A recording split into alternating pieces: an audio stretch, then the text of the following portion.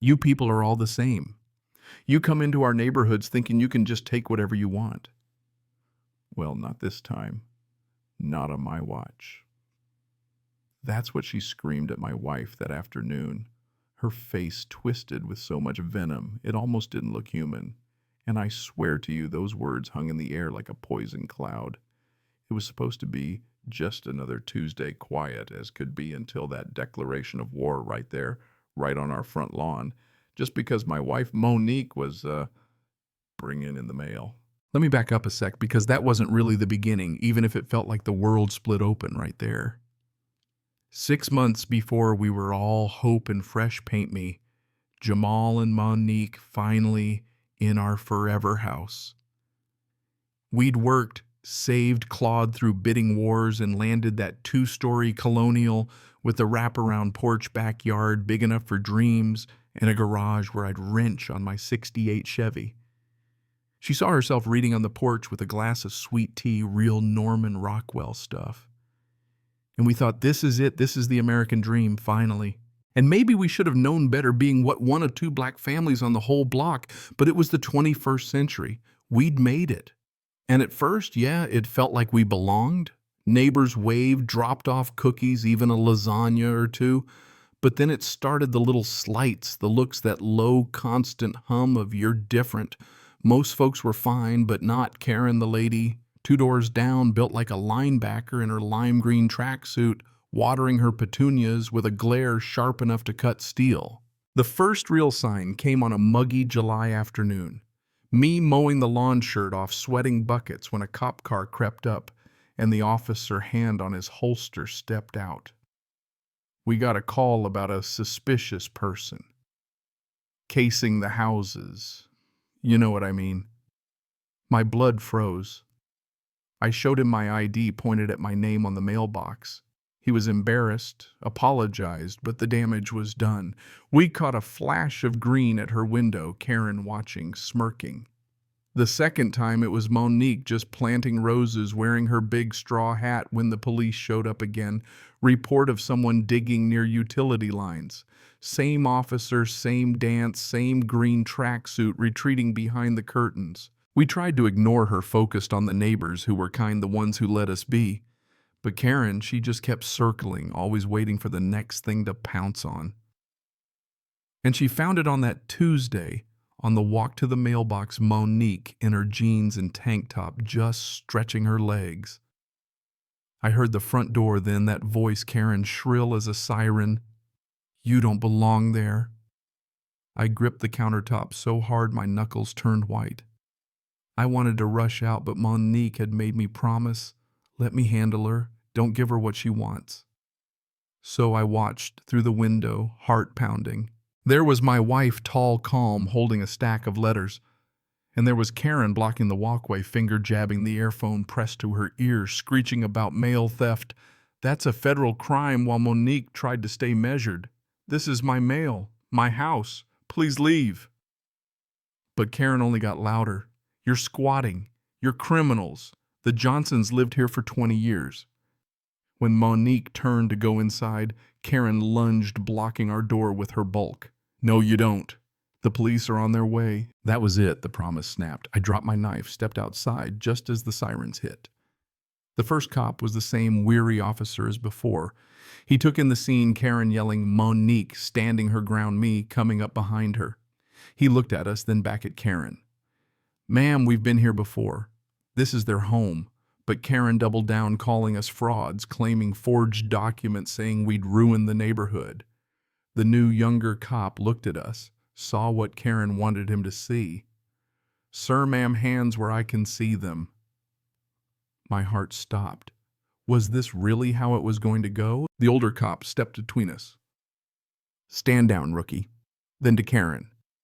This is the third time. Next call, you're facing charges. For once, Karen faltered, the color draining from her face. She stammered, then turned waddling back to her fortress. The cops left the street, fell silent, but the poison stayed. That night, our house felt small, fragile. Every sound made us jump. Just when despair was sinking in, there was a knock at the door. Ms. Diana Harper, the older lady across the street, her hand shaking. I saw everything she whispered. And then, sitting on our couch, she told us something that changed everything. Karen had done this before.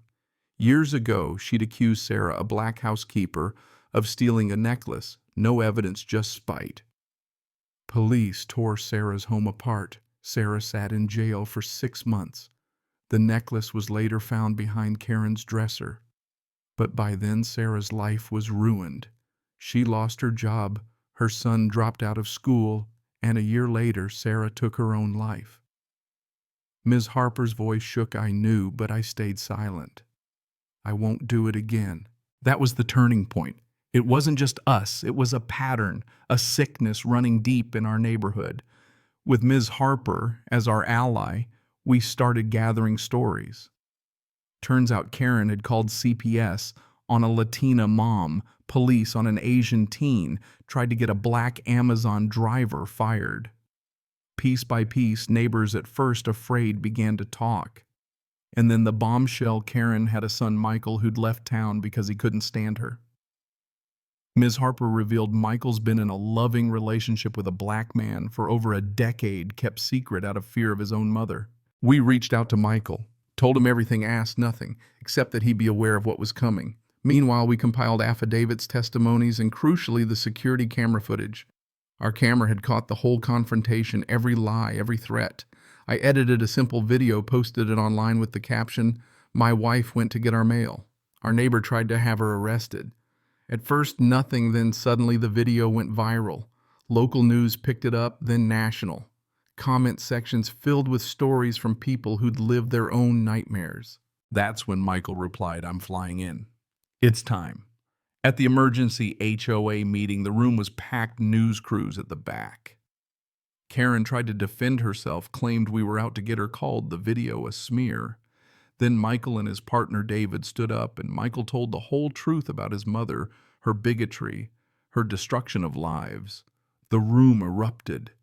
The board voted unanimous. Karen was out, fined, disgraced.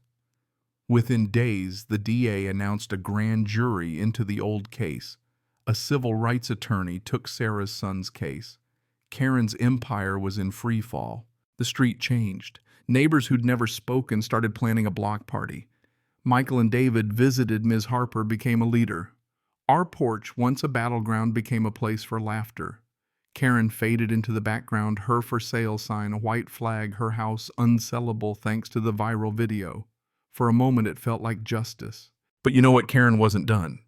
One day, a process server showed up. We'd been sued. Defamation, invasion of privacy, emotional distress. Karen, the architect of all this pain, was claiming to be the victim. Our attorney, Alani Maxwell, was delighted. She just handed us her whole life in discovery. Neighbors lined up to testify. The community rallied. And with every deposition, the truth grew stronger. Then in Karen's house, a court officer found a hidden safe. Inside, diaries. Detailed entries, confessions about Sarah, about framing her, about the necklace, about her hatred and pride. It was a blueprint for the destruction she'd caused. The evidence buried Karen for good. The criminal case moved forward. Her lawsuit collapsed. Her house was sold to pay restitution. The neighborhood finally exhaled. We took that pain, that hard-won justice, and built something lasting. With a portion of the settlement, we started the Sarah's Voice Foundation, free legal aid for anyone targeted by malicious racist calls. Our first fundraiser turned the street into a festival of light, laughter, and hope. Monique stood at the mic and said, "A true community isn't a fortress. It's a sanctuary built on empathy, courage, and a belief that every voice deserves to be heard." The ghost in the green tracksuit is gone. In her place, we've built something that can never be broken. So here's my question to you. Where do you draw the line? When does community become complicity? If you've lived through something like this, or if you've ever looked away, what would you do next time? Drop your thoughts in the comments. Let's talk about what real justice and real belonging looks like right here, right now.